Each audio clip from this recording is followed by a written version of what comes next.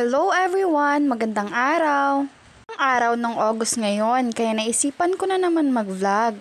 Tuwing umaga ay maraming dumadaan ng mga estudyante dito sa harap ng aming bahay. Kaya maaga pa lang ako, bantay na naman sa aking tindahan. Sakto naman, dumating yung nagdi-deliver ng tinapay sa akin.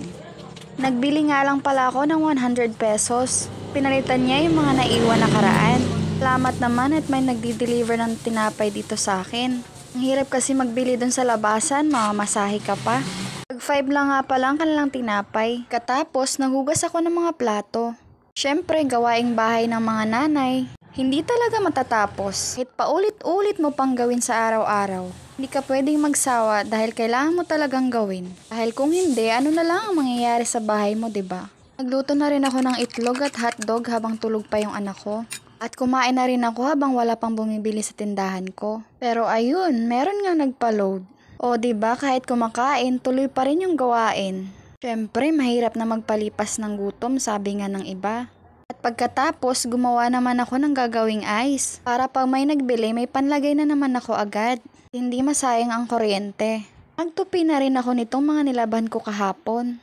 Habang nanonood ako ng TV. Dahil sa mga oras na to, wala masyadong namimili sa tindahan ko. Sama ko rin nga pala yung papa ko dito sa bahay. Namasya lang dahil may bibilin dito sa Taytay. Ako'y nagtutupi, nanonood siya ng boxing na to.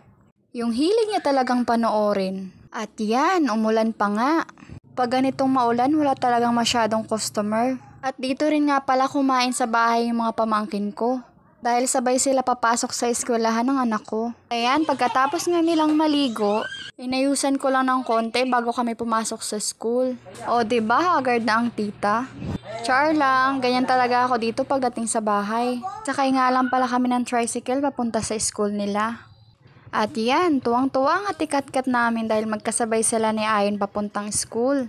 Magkaklase nga pala yan sila kaya sabay ko na ring hinatid. Yun lang po, thank you for watching.